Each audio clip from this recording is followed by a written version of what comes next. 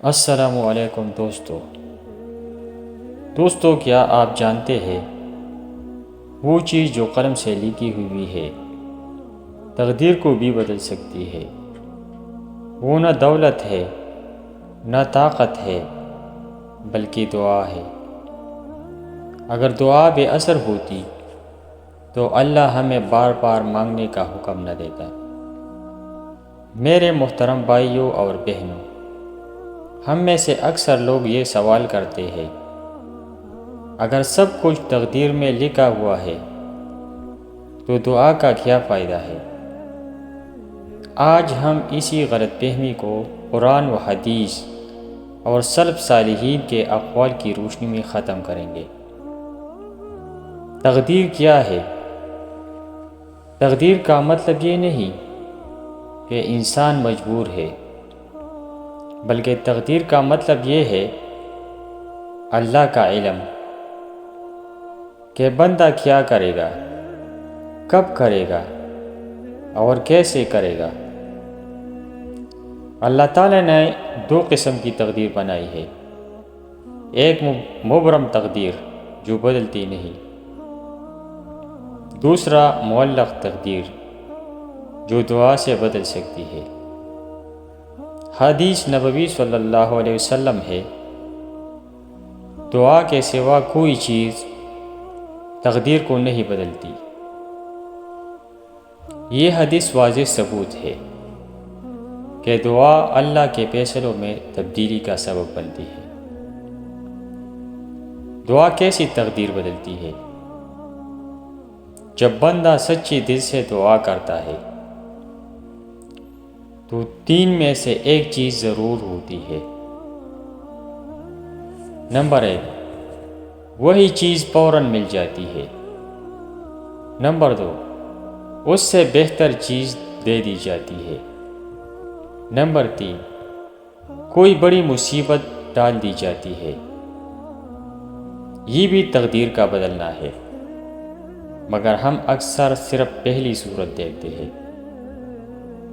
اکثر لوگ کہتے ہیں، میں دعا تو کرتا ہوں مگر قبول نہیں ہوتی۔ یاد رکھیے، اللہ تاخیر کرتا ہے مگر رد نہیں کرتا، کیونکہ اللہ جانتا ہے کیا وقت آپ کے حق میں بہتر ہے۔ انبیاء کی دعائیں اور تقدیر۔ حضرت یونس علیہ السلام اندھیروں میں کی گئی ایک دعا مچھلی کے پیٹ سے نجات بن گئی۔ حضرت زکریا علیہ السلام بڑھاپے میں اولاد کی دعا ناممکن کو ممکن بنا گئی۔ یہ سب تقدیر کا بدلنا نہیں تو اور کیا ہے؟ دعا قبول ہونے کی شرطیں۔ اگر ہم چاہتے ہیں کہ دعا تقدیر بدلے تو ہمیں یہ کام کرنے ہوں گے: حلال رزق، عاجزی، یقین، صبر، گناہوں سے توبہ۔ دعا زبان سے نہیں، دل سے نکلنی چاہیے۔ دعا میں سب سے بڑی رکاوٹ ہے مایوسی۔ اللہ تعالیٰ قرآن پاک میں فرماتا ہے، اللہ کی رحمت سے صرف کافر ہی نا امید ہوتے ہیں۔ نبی کریم صلی اللہ علیہ وسلم نے فرمایا، دعا ہی عبادت ہے، یعنی دعا مانگنا اللہ سے تعلق مضبوط کرتا ہے، اور یہی تعلق تقدیر کو بدلتا ہے۔ اگر آج حالات آپ کے خلاف ہے تو ہمت نہ ہارے۔ قلم چل چکا ہے مگر دعا بھی چل سکتی ہے۔ اللہ کے دروازے کبھی بند نہیں ہوتے، بس دستک دینے والا چاہیے۔ دعا مانگتے رہے، کیونکہ دعا ناممکن کو ممکن اور تقدیر کو بدل دیتی ہے۔ دعا صرف مانگنے کا نام نہیں، بلکہ دعا بندے اور رب کے درمیان سب سے مضبوط رشتہ ہے۔ جب انسان کے پاس کوئی راستہ نہیں بچتا، جب دروازے بند ہو جاتے ہیں، جب اپنی بھی ساتھ چھوڑ دیتے ہیں، تب دعائی وہ سہارا ہوتی ہے جو انسان کو ٹوٹنے نہیں دیتی۔ اللہ کو بندے کا سجدے میں ٹوٹ جانا بہت پسند ہے، کیونکہ وہ لمحہ بندے کو غرور سے نکال کر یقین کی طرف لے جاتا ہے۔ ہم اکثر اپنی دعا کو اپنی گھڑی سے ناپتے ہیں، جبکہ اللہ اپنی حکمت سے دیتا ہے۔ جو چیز آج اگر مل جائے تو شاید آپ کو نقصان دے، وہ اللہ روک لیتا ہے، اور جب وہی چیز آپ کے لیے نعمت بن جائے تو عطا کر دیتا ہے۔ اسی لیے کہا جاتا ہے اللہ کی خاموشی بھی دعا کی قبولیت ہوتی ہے۔ دعا تقدیر کو کیسے موڑتی ہے؟ بعض مصیبتیں ایسی ہوتی ہے جو آنے والی ہوتی ہے، مگر دعا انہیں راستے میں ہی روک لیتی ہے۔ آپ کو پتہ بھی نہیں چلتا کہ کس حادثے سے بچ گئے، کس نقصان سے محفوظ رہے۔ یہ سب دعا کی طاقت ہوتی ہے جو نظر نہیں آتی، مگر اثر ضرور دکھاتی ہے۔ یہی وجہ ہے کہ نبی کریم صلی اللہ علیہ وسلم آنے والی مصیبتوں سے بھی پناہ مانگا کرتے تھے۔ یاد رکھیے، صرف دعا کافی نہیں،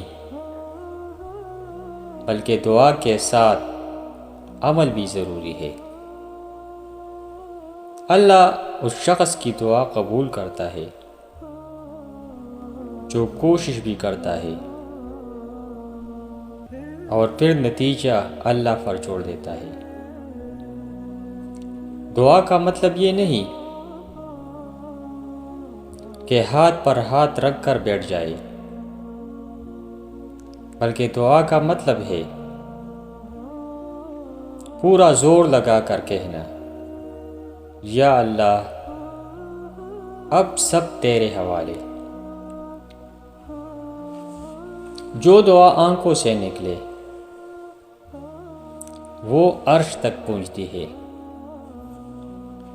رات کے آخری پہر جب سب سو رہے ہو اور بندہ تنہائی میں اپنے رب کے سامنے خاموشی سے رو رہا ہو، وہ لمحہ تقدیر کے پلٹنے کا لمحہ ہوتا ہے۔ اسی لیے بزرگ کہتے ہیں، جو دعا آنسوں کے ساتھ مانگی جائے وہ کبھی خالی نہیں جاتی۔ اگر آپ برسوں سے دعا کر رہے ہیں اور ابھی تک جواب نظر نہیں آیا، تو یہ نہ سمجھے کہ اللہ ناراض ہے۔ ہو سکتا ہے اللہ آپ کے درجات بلند کر رہا ہو سکتا ہے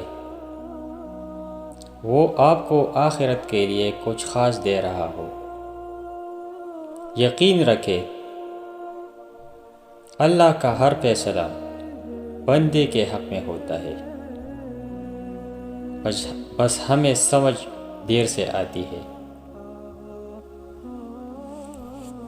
دعا کو کبھی مت چھوڑے، چاہے حالات کیسے ہی کیوں نہ ہو، کیونکہ دعا کمزور کو طاقت دیتی ہے، مایوس کو امید دیتی ہے، اور لکھی ہوئی تقدیر کو اللہ کے حکم سے بدل دیتی ہے۔ ہاتھ اٹھاتے رہے، رب سنتا بھی ہے اور جانتا بھی ہے۔